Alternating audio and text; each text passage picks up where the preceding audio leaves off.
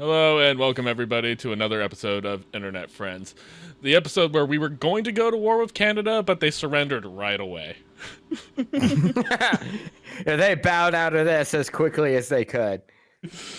So we actually did have lined up to actually have Meg on the show today, but unfortunately she has some medical stuff that made it to where she couldn't join us, which means I have to rewrite all of my material for the show.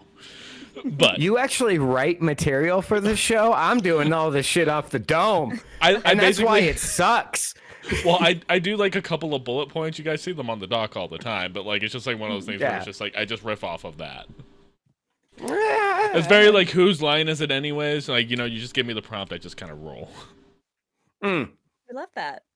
But it's fine. We're already winning the trade war with Canada after we impose tariffs on everybody. Yeah. Several $1 trillion losses. Yeah, we're winning. He fucking put a tariff on an island that is solely inhabited by penguins and has zero exports. What do the penguins do? It's all profit, baby. Justice for penguins on that island. The only thing penguins have ever done in my life were at the local zoo when some people threw quarters into their chambers and they ate them and they got real sick. And now there's a sign permanently at the Denver Zoo that's like, do not throw coins. Yeah, they had that for the orangutan enclosure in Albuquerque because the same thing happened. I don't think children should be allowed at zoos. That's my hot take today. No. I fundamentally agree. I feel like you need to be like at least 16 and up, and like you have to like pass a like, okay, how do you treat animals like test, basically. You need to get certified to go to a zoo. Yeah. I think so. If you're not good to animals, you don't get to see them when we've taken them out of their natural environment and put them into an enclosure. Yeah, that's how we lost Harambe. And that's what started this whole thing. Seth, you better not be anti-zoo because I will fight you on this. So. No, I am not anti-zoo. Yeah. I'm anti-shitty zoos. For sure. Yes. Mm-hmm. Like there are a lot of shitty zoos out there that do a lot of shitty practices. Like, I'm all for rehabilitating wild animals and preservation of wildlife. You know, there's some practices that you can't avoid, but for the most part, like, yeah, let's try at least give comfortable lives to some of these animals. But let's do something about the smell, because I just cannot handle that's part of the smell. That's a part of the experience, Brad. No, where I live right now, we've got like a bunch of elk where I just moved to. We've got like a herd of like 50, 60 elk that just wander. It smells like a zoo constantly. I can't have my windows open ever. Tell you what, let me know when it's elk season and I can help thin the herd for you, bud. Don't tell Brie. They are delicious. I do love a good elk. Gross. Sorry, Brie. All right. Anyways, so that gets us into our topic of the day, our main topic, which is going to be talking about Arcane Season 2, which was assigned by Brie. Just as great of a segue as we've ever had. There's no good segue. I think we could have been like, speaking of bad timelines, Arcane Season 2. Arcane Season 2. He should have stayed in that other timeline.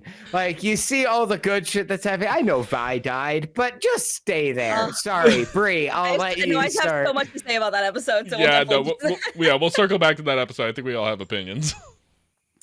Yeah, I was putting this off forever because I heard the season was very, very heavy. And given just the state of the goddamn world, especially this country that we're all in, I'm like, I can't handle this kind of show right now as much as I want to watch it. But I think, as I mentioned in the last episode, like, I've gotten to the point where I can't consume any media I normally consume because they are all fucking talking about Arcane Season 2. And I was like, okay, clearly I've hit my limit with this. Although I will say, I was also mad because I listened to a podcast yesterday. They weren't even fucking talking about Arcane. And then they're like, oh, and then the part where Jace killed everybody. I was like, Jesus. But I not got that episode yet. So yeah, that was the only spoiler I got, but it was really not that much of a spoiler. So I'm amazed you avoided spoilers because they were everywhere. But then again, I was watching it when it was coming out, so like it was like kind of like okay, not a big deal. But yeah, when it was coming out, it was everywhere on my feed.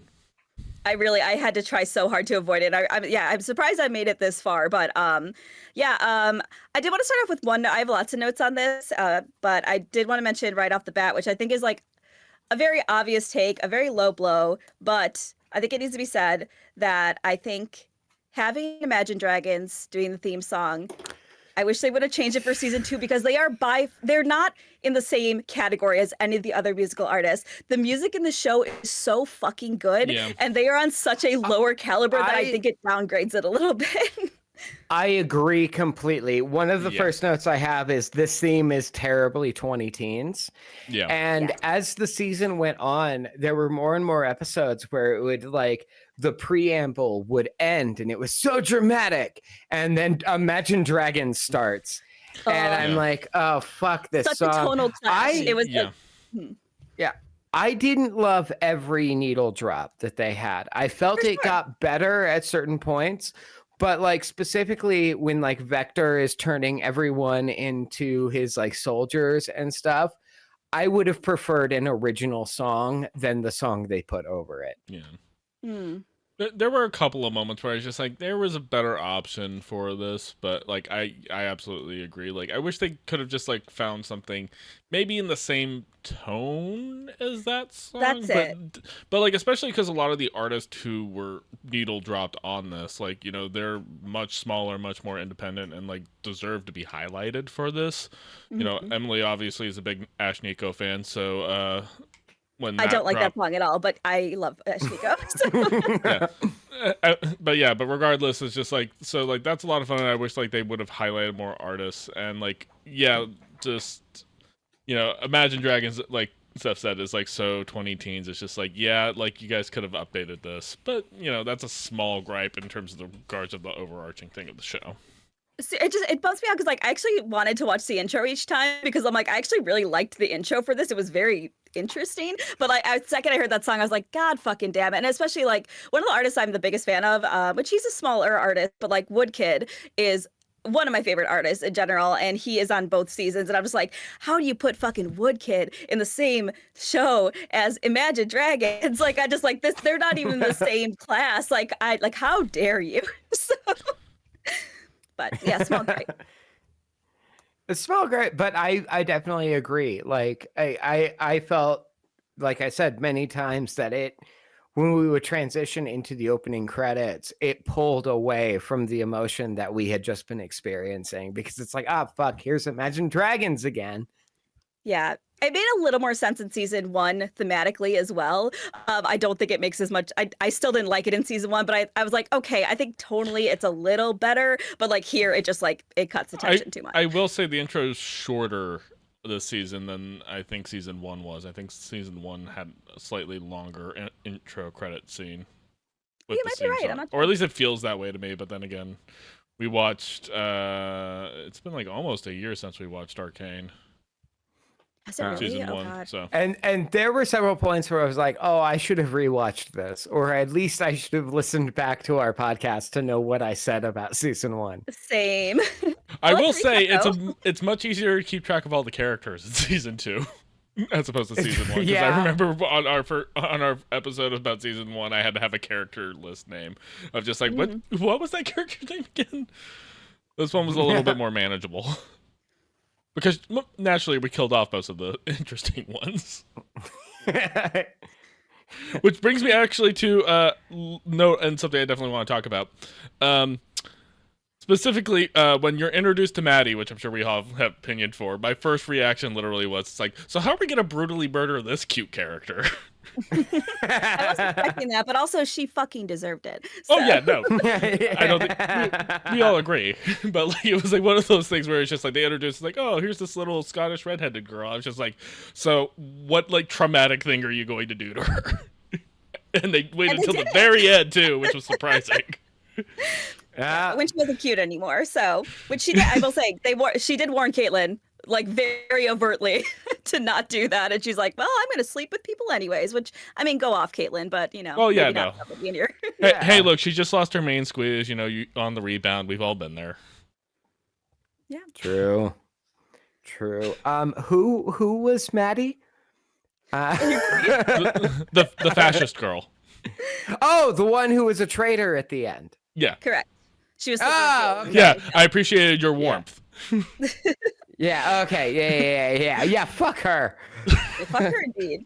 She got the ending she deserved. She got the day she deserved. Absolutely. Absolutely, she did. Actually, I want to talk really quick because I don't know if either of you got advertisements like this. Just a super small note I wanted to make on the advertising for the show. The only advertising that I consistently saw, and maybe it is me being a bisexual woman, but the only advertisements I got were the makeout scenes of Vi and Caitlin, and I was just like, weird for the show to like. I'm like.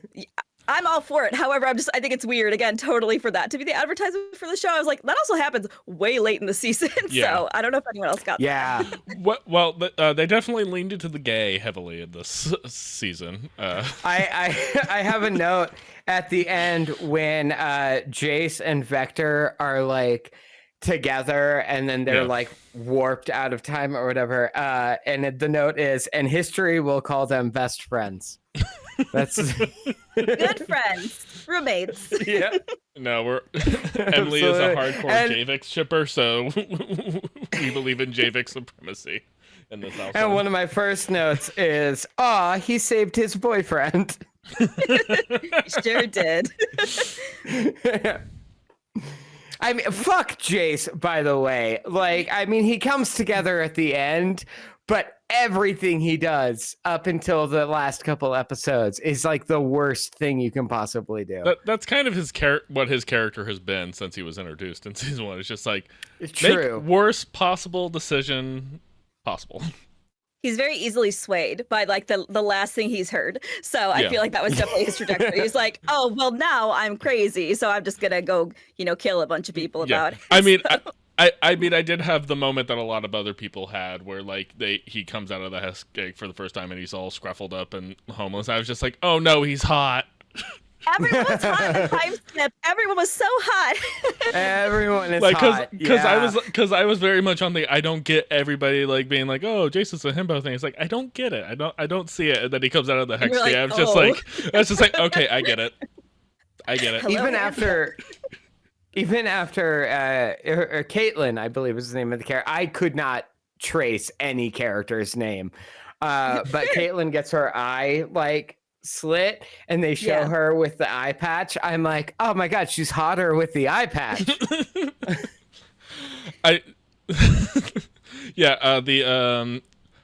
said specifically when we did season 1, I was just like the character I relate to most is Vi because of all her personality traits and everything else, and then her being a bar fighting drunk was just like, stop making it more and more relatable to me because I also find this part hot. I was gonna say, was that also your hot goth phase? Because I love this hot goth phase for her, so she looked real good. I'm going back. She did. my hot goth face is making a comeback pretty soon, trust me. I love you. Going back to the alternate reality, I think Jinx is hotter when she's Jinx than she is when she's Powder grown up. Manic Pixie Dream Girl. Yeah. Wait, let me get. Wait, hang on, Seth. Have you seen my dating history? I was literally about to say. So, Seth, let's unpack that. So, what about it is you preferring the toxic version of women as opposed to like the self-actualized version of women? It's a savior complex, and I am constantly going into relationships feeling like I can fix them. Interesting. And then you do, and it's all good. The end. Yeah. No, it's always worked out so great for me. Yeah, translation to what Brie just said. No, you fucking can't. That's why I'm single, and not a single relationship I've been in has worked out. Well, we're learning. That's good. Maybe, hopefully. Am I? Are you? Well, that brings us into something Brie wanted to talk about, which was the alternate reality episode, specifically surrounding Echo. I will say I'm very glad Echo got more screen time this season. He was literally the heart of the show for me. And, like, you know, I often complain about media making characters it's hard to root for. There's no way I can never root for Echo whatsoever. Echo is one of, if not the best Echo is character in the great. show. I love his design. I love his motivations. I understand. I can follow his motivations and understand them the whole time. Like, everyone's makes sense, but it's just like him. I'm like, oh, he is a good guy. He is a good guy. He's trying to do the best thing. Yeah, and he's the one character who's always trying to do the best thing and knows when something he's doing is not the best thing. And it's just like, nope, can't do that. Like, he has the awareness. Yes, Yeah. 100%. This is my favorite episode. I love everything about this episode. I love the Echo focus in general, especially because he didn't have a lot of focus until this episode. Yeah. I also, it's just so nice seeing everybody happy. Like, it's so nice seeing Xander and Silco. I'm like, I want this for everybody to everybody It's the alternate happy. reality, especially when you have a show that's so grimdark like this show is. Mhm. Having an episode just like, and this is what it would be like if Vi died. Well, that's honestly Yeah, I was about to say, like, all it took for everyone to be happy was if Vi died. Well, honestly, I think that's such an interesting angle because I feel like I tend to get like, I love timeline stuff like this. I think it's so fucking interesting. It makes me kind of emotional because I feel like you can get like into your like thoughts about your own life. It's like, oh my God, what was that, catalyst? What was that event? Yeah. If I just did that slightly different, would everything be would everything change for me? And I think kind of with this view of this alternate reality, what it made me think of is that like, grief exists in every timeline, in some capacity. I feel like sometimes people in shows like this and also just in our real life, like we always follow this line of like, oh, well, if I did this thing differently, everything would be all right. But that's not how things work. There's always grief. There is always pain. And even though they had a pretty perfect ideal life, like Vi was gone. She wasn't there. So Caitlyn would also be unhappy in that timeline if she's still in that timeline. which we So never there's saw. a lot of that butterfly effect. So I hate to see, I love seeing that kind of grief, but it's like I love seeing that interpretation of like, oh shit, things are good, but also do kind of suck still. And that's a really good point because when we see in other media where they do this kind of storyline, everything is too perfect. Everything is too happy.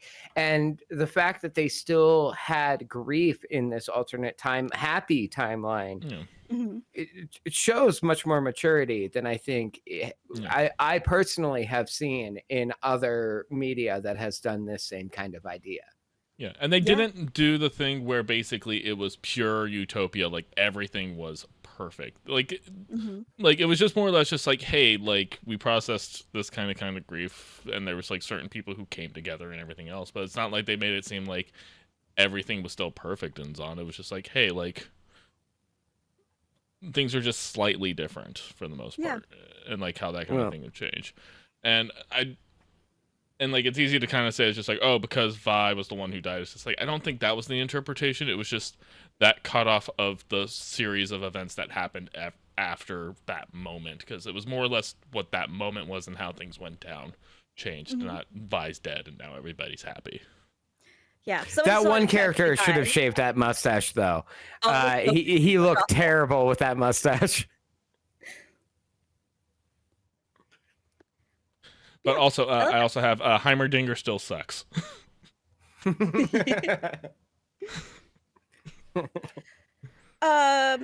he saved Echo. He did save Echo. I don't remember my take of him from the first season. I honestly, so I can't say whether or not I didn't like him. I mean, he was the voice of reason, but he never did anything actively to stop anything. True. Oh, like the Democratic Party.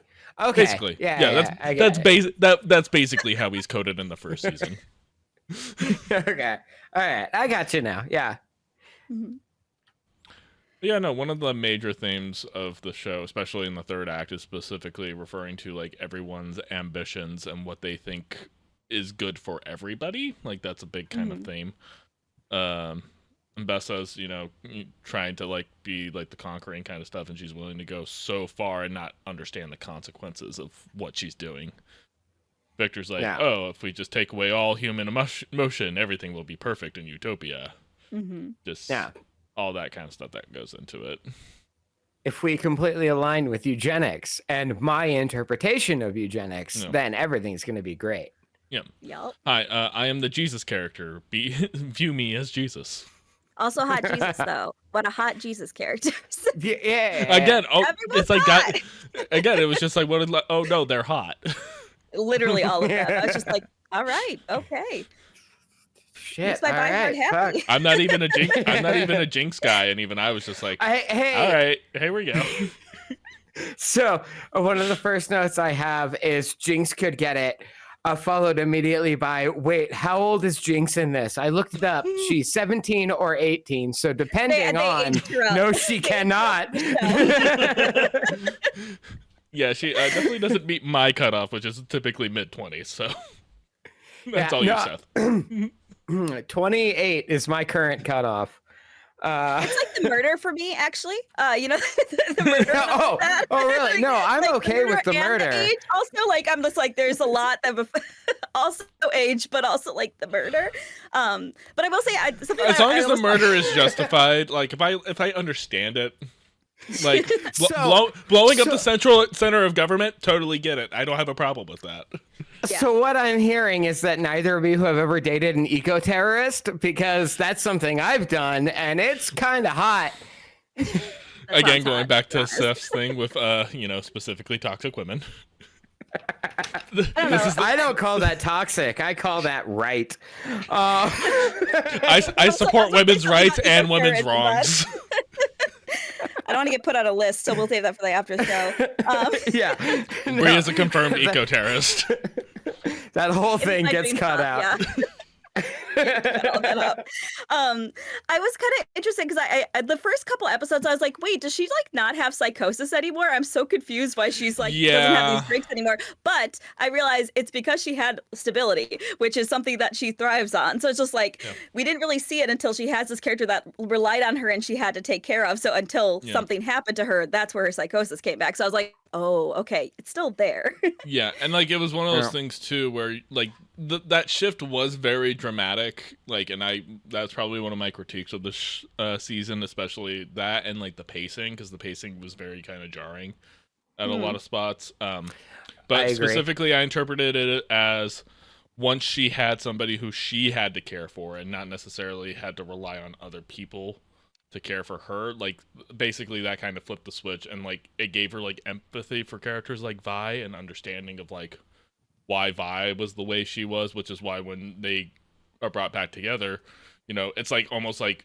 all the stuff had never happened, and then they just fell back into being sisters as opposed to just mortal enemies. Yeah, I actually do disagree with you on that, especially the pacing. But because that is one of the biggest criticisms of this season, that everything happened too quickly, especially like, oh, so they just forgive each other now. But I will say, especially because I think one of the biggest themes of this is the unbreakable bonds of love. And there is a great video on OSP about this for season 1 and 2.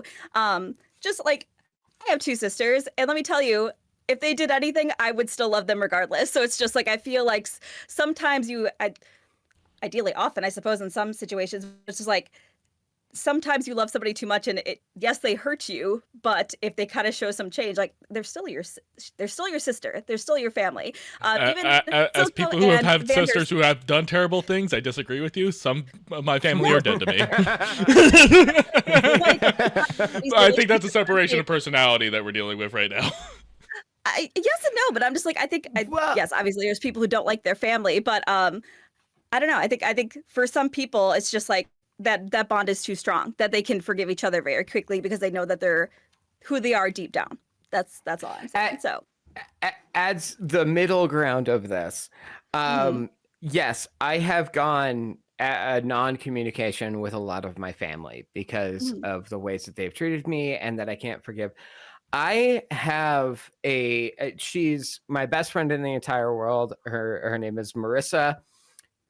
We've been friends since high school. She is the flakiest person you'll ever meet. She blows into town, exists in my life for a few months, and then disappears for 5 years at a time. She is my sister. I love her to death, and in my mind, she can do no wrong, and I will always defend her. Yeah. Actual family members of mine, fuck them.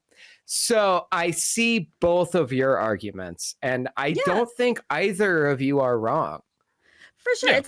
And again, that's it's a context thing, interpretation. for sure. And absolutely. And what I think a biggest thing, and I'm quoting the video I just watched about this, because especially Vi as a character, I think one of her greatest strengths and biggest flaws is that she doesn't give up on people fucking ever. So it's just like and especially her relationship with Caitlyn and with Jinx. That's why she is able to forgive so quickly. Especially when Vander was involved, she's like, "Oh, my family! Like, I need to protect my family." Like that is like her driving force at all times. So I'm like, her protecting the people she loves is all she knows. So I feel like that, at least from her perspective specifically, I feel like it makes sense to me that she would forgive a little quicker.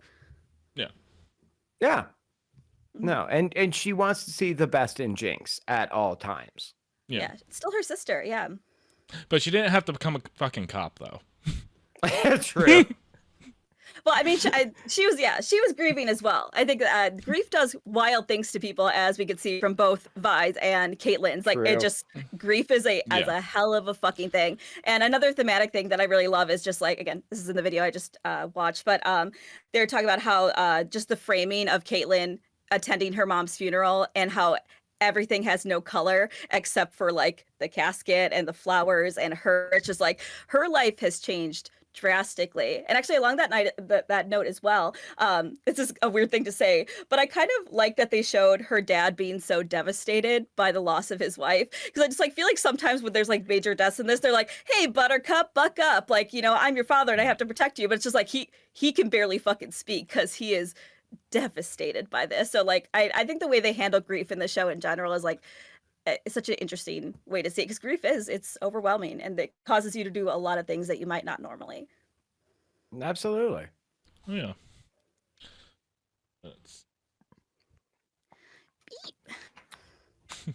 Well, pull up the content. I know, I'm trying to think of my dog's bothering me. No, you're good. Bo can do no wrong, and you know this. I did want to say fucking Mel. Mel is the coolest in the season. I love her whole mage shit. Very cool. I love character. I loved her in season 1. And I love that they didn't kind of like undermine her power by any means, because like she is so politically powerful in the first season, and she does that all on her own. She is just so charismatic, so fucking good at what she does. And the fact that she has powers now doesn't like take any of that away. She just becomes like more powerful in a slightly different way. Like I love the design of that. I like that whole arc. It is so fucking interesting. So she fucking rocks. And I do wish they spent more time on that arc. Personally, I felt like she got a little sidelined compared to everybody else. But again, with a show with this many characters, it's hard to balance, because they introduced a lot of new things. Like we said, we were very happy to see Echo get brought in, but like I felt Mel's stuff got kind of like backburnered quite a bit. I really liked her stuff. By it, to be honest. Yeah. Well, I think that's what they do. Well, they're talking about whatever they do next after Arcane is going to be central to Noxus and specifically Mel. So I think we're going to get more of her in whatever the next iteration of this is going to be. All right. I would find that. One note I have is, all of a sudden this is Silent Hill, because a lot of her arc reminded me of Silent Hill. That dark horror element, a lot of that. I'm also really glad that Zangief is getting work after Street Fighter. I hope you both know who I'm talking about. I know exactly what you're referencing. Yes, that one character. You get a solid eye roll from me. You're welcome. I'll take an eye roll. Eye roll, man. Attention. We love attention. We talked about it a little bit in our last discussion, but specifically, obviously the show is based off League of Legends, which is a game we all love and play regularly. Absolutely. Brie does not speak for everyone on this show. Every day I'm logging onto those leagues to get my coins. What do you do in that game? I don't know. I assume this makes sense with your taste in women that you would also be in the League of Legends. Just toxicity all around. Fair. But when the show was coming out, it was bringing up the discussion again about like the game, there was renewed interest, and like when season 1 came out, it seemed like they kind of kept separately. I saw a lot of stuff after season 2 from the people who are really into League of Legends, but like hated the show for no other reason than just like, oh, everybody's all into these characters. These characters suck in the game. It's just like, we don't care about the game. We really don't. We really do not care about your game. And it's just so funny. I said this in the last episode because I did watch a little bit of it. I still don't know what League of Legends is. I don't know what kind of game it is. I don't know what the gameplay is. That is a great place for you to stay and live in. As somebody who did play it like over a decade ago, I could explain it, but I would prefer you to just shoot me. I'd rather just I want to be where you are. Just be a sweet baby child sitting in your room on a podcast petting your doggo. That's like what we want for you. That's a fairy tale, Seth. That's an urban legend. It's not a real thing to worry. Oh, so this is something in my life that I can actually find happiness in, is what you're telling me. That's a rare. No, wait. And then Seth goes on to play League of Legends, and we never see him again. We have to get another white guy for this podcast. Oh, I go super red pilled. Oh, yeah. Well, we should we should do a study on the Minecraft pipeline versus the League of Legend pipeline. Like, see like what kind of flavor of red pill that ends up being. This could be a really interesting case study, Seth. Hey, I will dedicate my mind to this science if I need. No, I won't. I won't do that. I don't have the energy. But what if we offered you actual pills? What kind of pills? What's on Whatever the table? Elon Musk is taking these days. It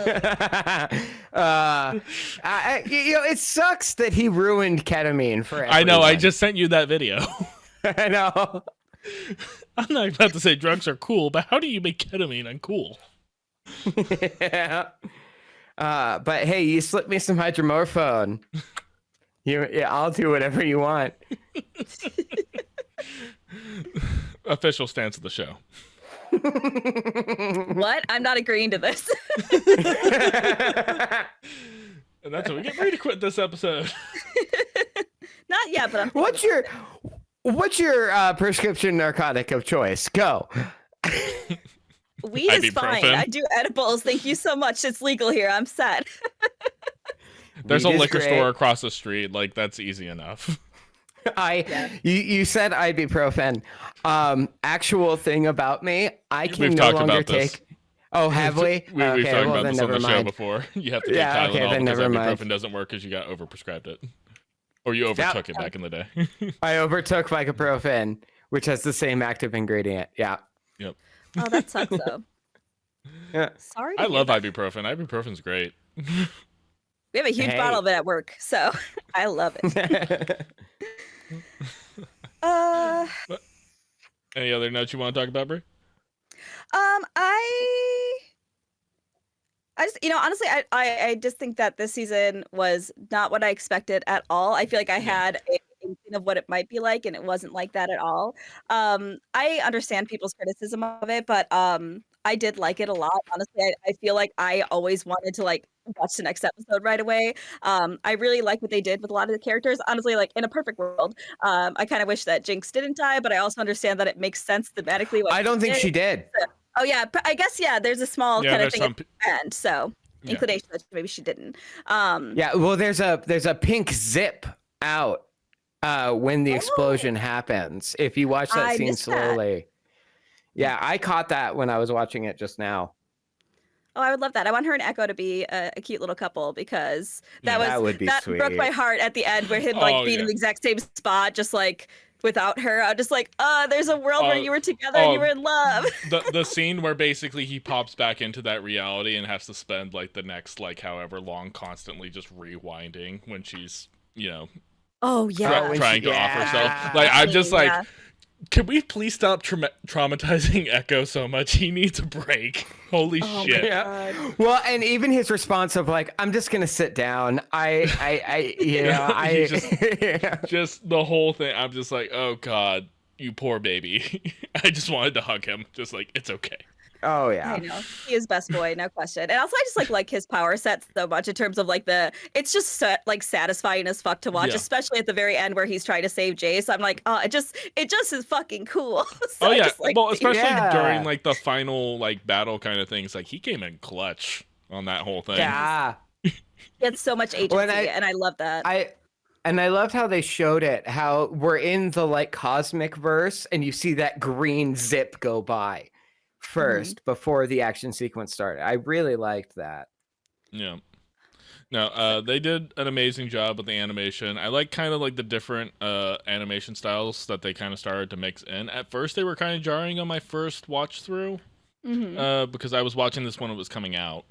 My second watch through, I had more of an appreciation for it, but I also think I'm coming off of being inundated with so much AI animation, seeing actually well done, well thought out, well a lot of work and energy and thought went into it, just kind of be like, oh god, I really hope that we still keep this around, because I am not looking forward to the next 20 years of what animation's gonna look like. It's worth it to pay people well because they do good fucking work and it's beautiful. I mean, honestly, this show, the artwork is just fucking stunning. Like technically, and again, the like different styles, like it's so fucking good. I would watch this show alone for the art style because it is so unique. Yeah. Yeah, like this art style is what AI thinks it is, and it's not even like, because there's so much of AI art that's out there that like is trying to replicate this, but like it has no soul.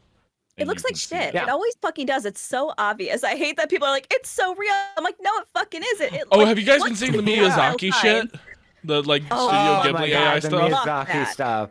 Oh yeah, my favorite takes have been like, it's just like, I think we should just give Miyazaki a gun and legal immunity, and this is a direct quote from another creator that I sent out. But like, just kind of like, it's just like Miyazaki would literally fucking murder you for the shit you're doing right now. He is quoted saying he hates it on multiple occasions. He's an artist. Yeah, and like, I encourage anybody, like, I realize art is more difficult than it sounds. Like, we all three of us have had different artistic endeavors in the past, and we go through different like waves of just like being really into the art that we're doing, thinking our art sucks, going back to previous art and being like, oh hey, I actually did a really good job on this. Like, it's one of those things, like, art is all about the effort that goes into it, and I encourage anybody who even has like an inkling of wanting to just explore an art form to just give it a shot. Even if you end up not liking it, like, it's worth doing. Yeah. And art is hard. Yeah, I can't write music to save my life. I still try. Yeah, exactly. And if you hate it, you never have to do it again. I think there's really no risk. Like, obviously, don't buy like a super expensive tablet and stuff. Like, start small, see if you like it, and it's okay. You have to be bad at something to be good at something. Looks directly at all of my music equipment around me, and the amount of money I have invested. I'm somebody who, I love drawing. I am shit at it, but I still derive joy from sitting and just doodling and making stupid shit that no one is ever going to see, because it brings me joy. I go back to some of my old notebooks where like it was just like, I just doodled in like just the margins and everything else, just because like it's just like, I start taking notes and then I get bored and doodle. It's just like, oh, I forgot I did that. Oh, that was really fun. I was like, where was my headspace that day when I did that? Yeah. And then like I've said before, like I can't write music to save my life, but I love picking up the guitar or the bass and just trying to like let's find a riff maybe like is kind of interesting, that isn't like the typical just same 4 chords over and over again, and just kind of mess around. I've really been enjoying exploring bass playing more than I actually have ever enjoyed guitar, so it's been very interesting. Bass is fun. Bass is a lot of fun. I've been really enjoying doing bass, so I think we're going to start doing a few more bass tracks. I just need to get more into the habit of recording things, and it would be nice if I actually was in a space where I could use an actual amp instead of using emulators.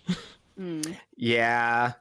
Like, there is a difference. Like, I know emulators have become so popular, but there is a difference between using a legitimate amp than an emulator. Yeah, and I don't want to shit on emulators, because they have been very great, because it's like, cool, I can, do a bunch of things that I could never do before with emulators and everything else, but there is that electronic kind of like sound that kind of comes with them. Yeah, there is. I think that's cool Sorry, that you I'm discovered looking that you back like through my book. bass stuff more. So just Yep. 'cause I feel like just to kind of cap off this part of the conversation, I just wanted to mention that life is a lot more fun if you approach it with curiosity versus judgment. You're never too old to learn a new skill. Yeah. And literally, I tell this to my students all the time, like, you fuck around and find out in the best way. Like, that's how you discover. Like, I was not good at dancing when I started. Arguably maybe I'm not good at it now, but like, I enjoy it. It makes me so fucking happy, and I've gotten better at it because I practice. I make shitty felt birds that I just give as gifts sometimes, and they're pretty shitty, but I think they're really cute, and I would never know that I liked doing that until I started. So it's just like, yeah, just life is too short. Do fun, silly things that make you happy. So that's my thesis. Absolutely. And that's another thing. You're going to suck at it for a long time before you're good at it. Yeah. Never approach any art form with this is how I'm going to become rich and famous, because no, the fuck you're not. That's capitalism, baby, and that's not your fault that you think that, but you don't have to monetize everything you do. Sometimes things can just be for you. And that's not me like trying to shit on your dreams. That is just me being like, if you approach this from the perspective of like, this is how I'm going to make money, you're gonna hate it. You're gonna hate it so much, and you're gonna get super discouraged. If you come to it from the perspective of, hey, this seems fun. I really like this. This podcast, for example, is just like we don't get views on this thing. We don't get shit off this thing. But wait, we don't? I already told you. I already told you in I already told you in the pre-show. I can't pay you guys. Yeah.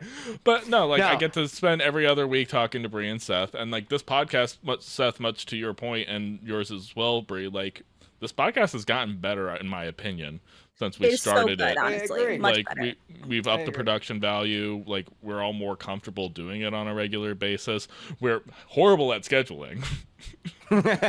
Mostly me, I'm sorry. And we've gotten very lazy on topics, but I think it's mostly because we're trying to kind of pare down and not necessarily have just like a bunch of shit that we just don't care about, and just more or less kind of focus it a little bit more. But I think we've been doing quite a good job. But if nobody ever listens to the show, I honestly don't give a shit. And we learned that over time. And like, I feel like it was very like rigid when we first did it, because we had like 800 topics, and we're like, do we want to talk about this thing? And like, I think it just gets better the more we do it. Like that's how you get better at a thing. So no, absolutely.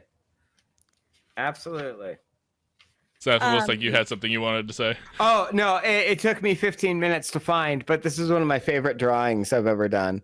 Oh, it's a man with a stoplight head. Oh, I love that. Yeah, thank you for sharing that. That makes me think of like a Borderlands character or something kind of like along those lines. Like, oh yeah. We're doing Borderlands next week, the movie. No, we're not. The game or the movie, absolutely not. No. One he's vetoing. I liked Borderlands 2 and even 3, but like even I'm just like, no, I am absolutely not doing that as a homework assignment. Good to know. Fair enough. Fair. I've never experienced anything, but I understand. Speaking of video games, oh, go ahead, Brie. Oh, real quick. My closing thoughts on Arcane too. I think it's a really good season. I understand people's criticisms. Oh my fucking god! But I think it was good overall. I really enjoyed it. I definitely want to watch it again. I think it's a really great ending for a lot of these characters, and I think they fucking knocked it out of the park with the show in general. And I would recommend it to most people. Yeah, most of my small gripes about pacing aside, like. No, I think this was a really, really great season for the most part, and it's sad that they're not going to be doing more of it. They definitely could have fleshed out more things into more seasons if they wanted to, but I'm glad that they went with the approach of like, we're going to telling the story we want to tell. Yes. And we'll do other stories in the future. Yeah, I didn't enjoy the first few episodes as much as the first season, but found that the season got better and better the more you watched it and the longer it went on. And I ended up really enjoying it. When after the first couple episodes, I was like, man, I don't know if I got a lot of good to say here. And then was completely turned around. Yeah, I think the first, because they released this in arcs, so it's like it was 3 episode arcs. So every 3 episodes is kind of specifically That Mhm. and yeah, the first one, like especially because that is like the aftermath of everything. They have to do a lot of setup in that first arc before you get into, I think, a lot of stuff that had a lot of time and energy put into it. Yeah, I see that. Well, also All compared right. to the first season, I feel like the first season, the shit all happened in episode 3, so things got crazy very quickly. So I think it is kind of a hard comparison. So it's like, yeah, definitely didn't, because I think it's mentioned in the doc, but like it's season 2 is definitely a little more of a slow burn, where you Yeah. got that fucking very hard hit in Yeah. season 1 pretty early on, and you're like, oh fuck, this is happening. Yeah. So Yeah, no, I remember Yeah. season 1 feeling more like a slow burn, and then that was like where my pacing criticism comes in. It's like this one feels like basically you're going, and you're like a lot of stuff happens really quickly, and you don't have the time to process it. yeah, fair. That I would say I felt that for certain storylines where there were things where I was like, man, this is moving so fast. And then other storylines, I was like, they've halted this to a crawl for this storyline. That I think that's how I felt about Mel specifically. Was Mel's was like very long and drawn out, and then like a lot of stuff happens, and then you're just like, but I would like to see that stuff though. I like Mel as a character. I would like that fleshed out more. Yeah, fair. Yeah. I don't need an entire episode where Jace is just suffering for the entire thing. I don't care if he comes out hot at the end. I care. I care. It just makes me think of that TikTok He audio. looks It's good just with like a he looks up. beard. He got Yeah, he 50 does. times hotter when his life fell apart. That's That's when I got more attracted to him. I understand. I get it. I He can came fix out of him. he came out of the hex skin. I was just like, oh god, he's hot. Oh, he can It's the get same thing that happened to me. Like life got tough, I got hotter. That's how you respond. it. Listen, I love that. All right. Well, Yes, don't if have life gets tough, it just means God is making you more attractive. Get And hot. he's got to hang in there. all right. Well, we don't have much in terms of other topics on the dock, but there was some kind of news which is relevant to a lot of what we talk about, and specifically, I want to center it around the Switch 2 announcements that recently came out, and how is video gaming gonna become too expensive to be a hobby anymore? Yes. I feel like this is my fault because a few You had episodes that- ago, I had that rant where I was like, oh shit, I'm disagreeing with what I'm saying as it's coming out. And yeah, video games are getting more. Christian Devine did a whole TikTok on how like video games have never been cheap. And like, and I'm like, thank you for summing up my bad take in a much better way. Yeah. No, obviously we are currently in a geopolitical climate where everything's about to get a lot more expensive. And so we're seeing the results of that. Nintendo is breaking the seal on $80 video games. Is this the first $500 Nintendo console? Because Nintendo's always been known for being slightly more affordable, at least like since the GameCube. It might be not adjusted for inflation, but it might be the most expensive console they've released. Yeah, and I mean, it's more than a Switch dock, which I didn't Yeah. realize that until today. yeah, and Twitch, weird that- not Switch. Sorry. yeah, and it's also weird considering the fact they're coming into this with more competition in the space because the Steam Deck exists, and the Steam Deck is Yes. looking like a much better value.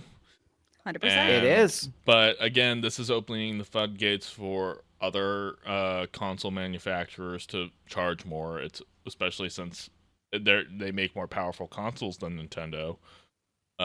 Game companies are going to be like, okay, Nintendo charges $80 for their AAA titles. We're going to start charging $80 for our AAA titles. And Nintendo never discounts their games. This isn't like Ever. Yes. if you want to play the new Doom, you play the launch price, but if you wait 6 months to a year, like it'll go on a Steam sale type thing. Like they never discount anything.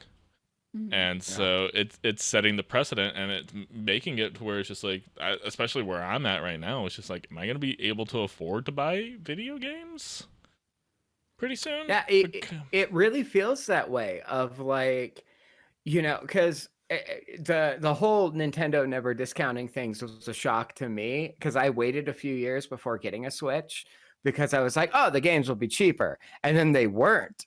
And there were so many games I couldn't play because I was like, I don't I don't want to pay $60 for Mario.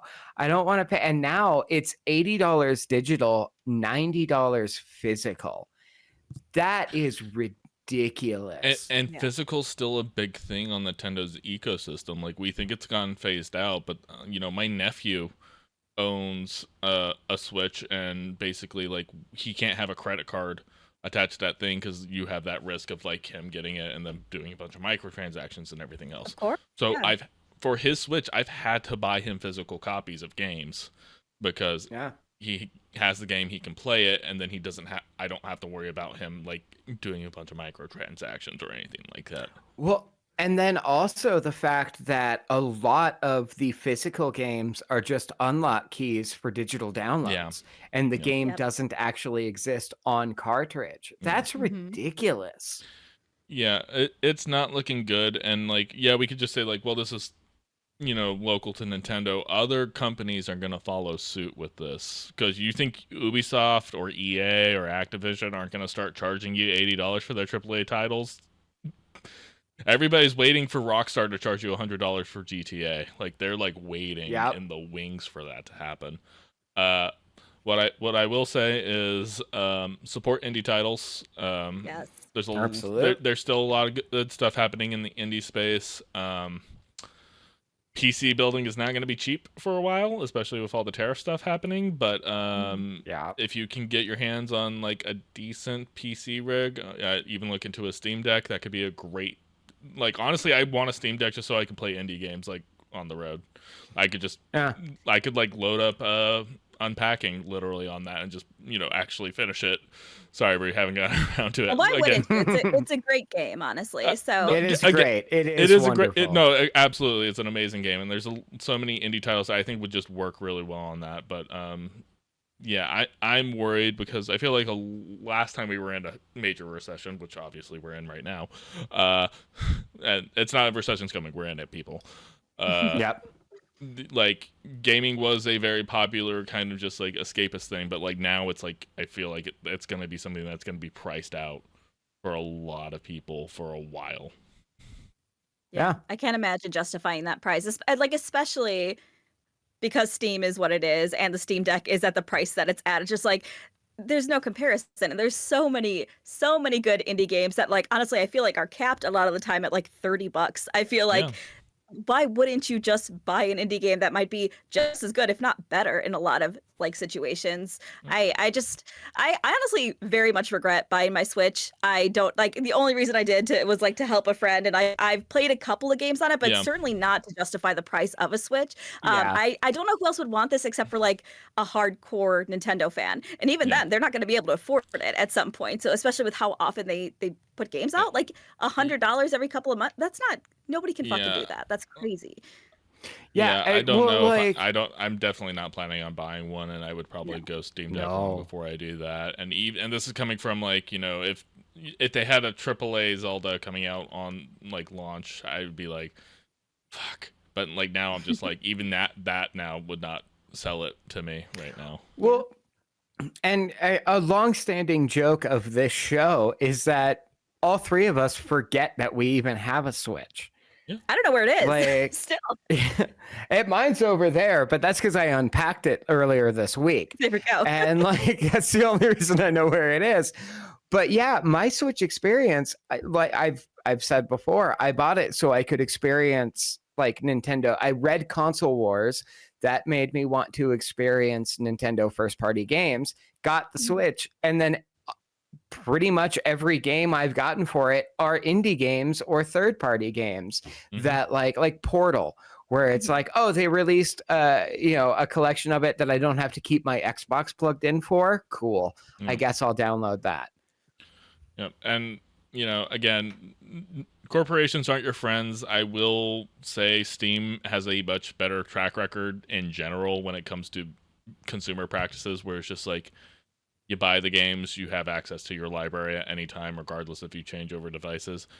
Yeah. It is still DRM, and you don't own your games technically. So like if Steam decides to pull the plug, they can absolutely do that. But they have created a lot of good faith, in my opinion.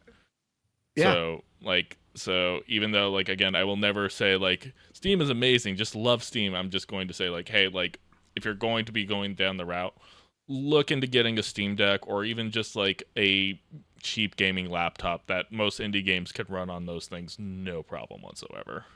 There's a lot of good ones Yeah. out there, honestly, and even pre-built are not that bad anymore. So obviously do your research. But I did want to mention another factor to this is just like I did play the fuck out of like the newer Pokemon games when they came out. But I will say I can't imagine spending $90 on those fucking low quality fucking shit games. No. I love the fuck out of it, but like I didn't pay that much for them. So I'm just like they are not worth $90. Nintendo entire marketing practice literally is nostalgia.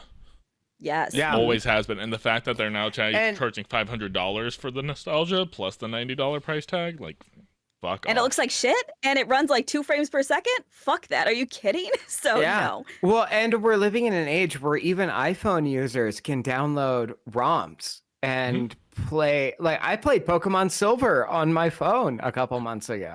Literally, I used to have Kindle Fire, and I downloaded a Game Boy Advance emulator and played Pokemon Fire Red on that thing. Oh, and yeah. just basically had a giant, like, tablet-sized thing of playing a Game Boy game. And it was incredible. Yeah, I bet it was. And Nintendo, I don't give a shit if you think that that's, Seth, I paid for Fire Red years ago. Mm-hmm. Yeah. I don't give a shit if I didn't pay for it to play it that night. I don't care. Yeah. Ridiculous. Oh, it's just a digital backup for something you already own. And that's what we're There going we to say in court. Maybe let people own the media that they purchase. Just a thought. Could be fun. Right? Yeah. Anyways, is there anything else we want to talk about before we wrap the show up?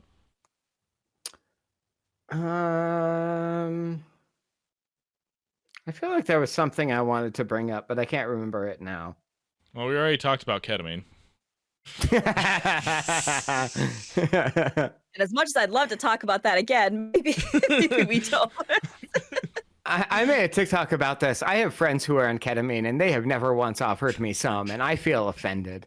Are they even really my friends? Well, this goes back to the video I sent you where it's just like, it's just like there's that one friend who like grabs the steering wheel when you're veering off the road, and that's the most jarring friend. Yeah. I mean, it was my fault for taking my hands off the wheel in the first place, but yeah. Oh my God. Lordy. All right. Well, I think this is a good time for us to wrap up then. I am TCK Media Productions. You can find me on pretty much most handles. I'm kind of slow rolling a lot of content, but hopefully I get back on it. You have the Raccoonaloon herself, Brie. You can find her on Game Birds, her show that she does with her friend Alice, talking about indie games. She should be back in the saddle pretty soon. I haven't seen anything new yet. Yeah, that's F23, who you can see on the TikTokies. And Seth, it is actually your next homework assignment. So what are we doing next time? So I wanted to bring the second reading assignment. It is Adult Children of Emotionally Immature Parents. I don't know how much Brie is going to get out of this, but I think I'm joking. I want to do. I was actually in.